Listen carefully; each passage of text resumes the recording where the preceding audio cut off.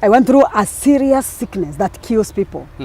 I went through a chronic disease that has killed doctors whom I have seen with my eyes.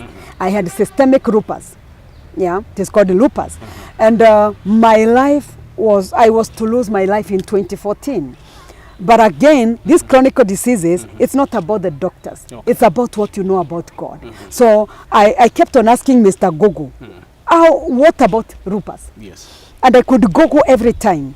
What is the lifespan of people who have lupus? Yes. What foods are they not supposed to eat? And so many questions. And one day, as when we went to see our doctor, and he said, I know what you have lupus. I was not able to sit down. I could not sit down. I could not wear my high-heeled shoes. My hands were dark. They were black. I had spots all over and very painful hands. And the doctor said, I know what it is, but I'm sending you to a certain doctor in Aga Khan Hospital. Tomorrow morning, go there. It was, I was in pain. And when I went there, I was done so many tests. And later he said, some tests will be out in 3 weeks. But what you have is lupus. Okay. So we came home. I continued taking medication. You were in the verge of despair at that point. I was seeing myself dying God-free. I remember at one time, because this sickness, the way it is that you can feel pain on your finger, and that pain will go deep to the heart, and it's only the finger. Yes. I could go out in the sun. I never knew there was a problem with the sun. By the time I'm going back in the house, I can't do anything. I have swollen legs. I'm so tired. I'm not feeling like doing anything. I was not even able to climb the stairs of my house. I was not able to hygienate the car. I was not able to peel potatoes. No. The common things as a mother you were supposed to do, I could not do. So I remember one time the pain was too much. One side of the head was having so much pain, and I thought that night I would die. Right. So I went to my boy's bedroom. He was just 3 years. And I told him, my son, your mother may be dying soon. Take care of your 2 sisters. I had given up. And as I had done telling him whatever he should do, I had a voice, I don't know from where. And the voice was like, what have you done? Can you unsay the things you have said? I went and prayed to God. And the next day I woke up, I found myself alive. And I was like, you mean I'm alive? Yes. So I continued with my journey of taking medication, but I was prayed for by my father in the Lord, Pastor Wilfred Lai. And by faith, I am where I am today. Okay. Yes. So again, you say the power of having that resilience, because I've seen a book about resilience. Yes. I wrote a book on resilience. 2019, I went through the storms again. I went through things I could not understand. This is the book, Via. and this book, I launched it in March this year. And the power of resilience. Yes. It is by the grace of God that I can... You found yourself now alive because of whatever was happening. Whatever I went through, and even the things that now I was going through that time. Godfrey, when I left the banking career in 2013 January. Yes. And I was involved in other things. And by 2019, things were not going the way I wanted them to go. Okay. I went through things I could never imagine in my life. Yes. And when I was going through those things, God reminded me, okay, you are a master's holder, and you have an experience in banking. Why can't you look for a job? Yes. I went to look for a job. Through the assistance of many people, I was able to get the job. That's why I'm working in the public sector now. And I wrote this book to encourage people never to give up one more time.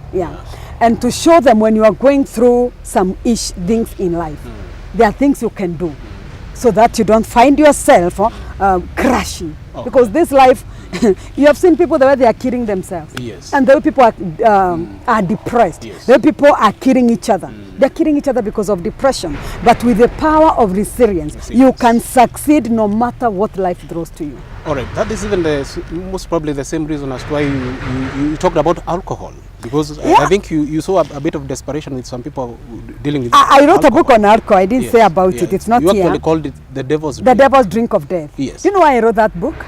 I was in the house and I saw people dying because of taking the illicit brews. Okay. And something told me, why can't you write, do some writing to create awareness. I was Yes. writing about to create awareness.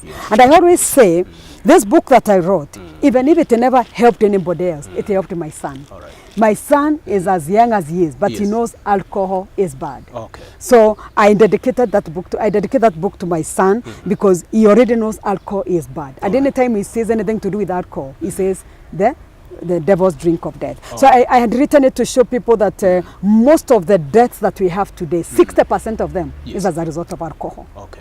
Maybe the violence that is at home. Maybe the husband was drunk or the wife was drunk. Somebody has been sacked from their career because of drunkenness. The driving, the accidents that we have on the roads, most of them is as a result of alcohol. So much evil that is in the world today, and the deaths that in the world today is because of alcohol. Okay. Yes. Madam Lucy Kiogora, you have shown passion for women. Yes. And even in one of your programs about trying to talk to women and empowering. Yeah. Most probably would like to tell the women of Meru and even Kenya at large, why you have the passion for women empowerment. You know, in a nutshell. In a nutshell. Yes. When you empower a woman, Yes. you empower a home, a society, and a country, and even the church. An empowered woman is a great woman. Yes. And I have seen as many women continue to mature, if a woman is not economically empowered, they are treated like rubbish.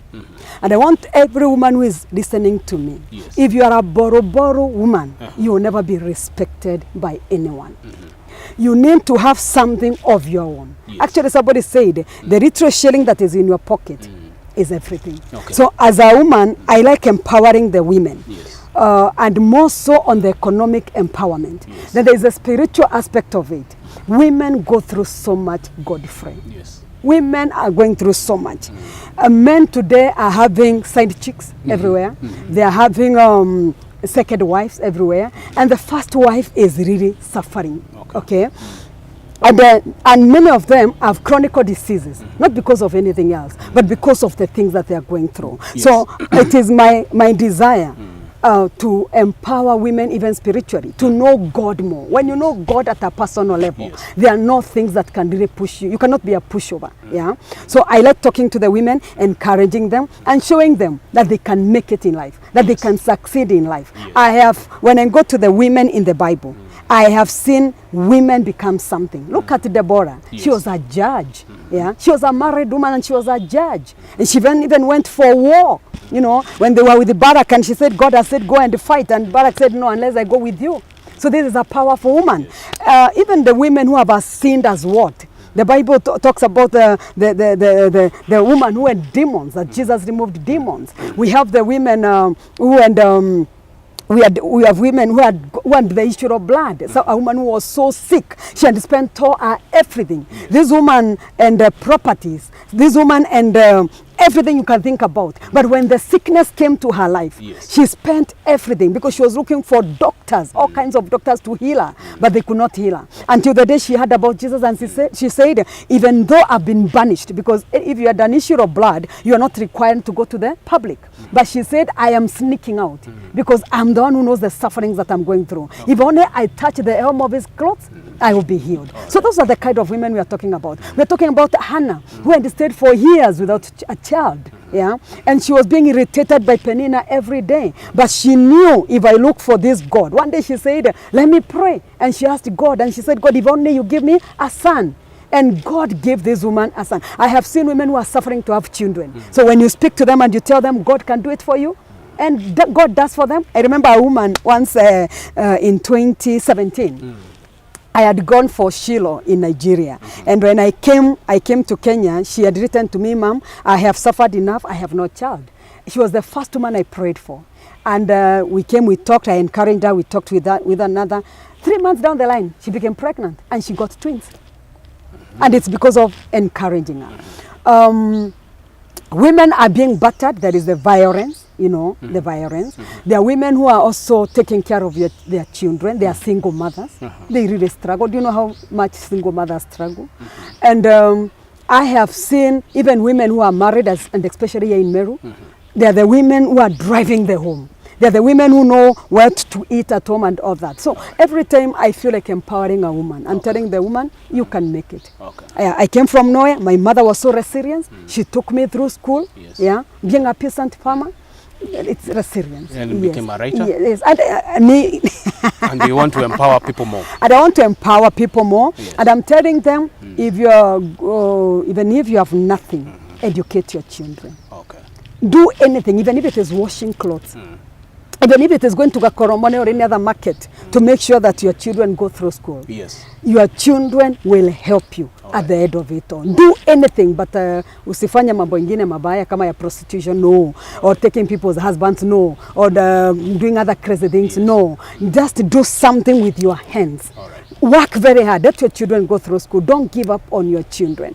And see your children through school, and it will be powerful for you in the future. So I encourage every woman, they have the power. They should not give up. They should be encouraged, and let them be economically empowered. Woman, if you cannot buy an handkerchief for yourself, you're in trouble. All right. Yes. All right. Yeah.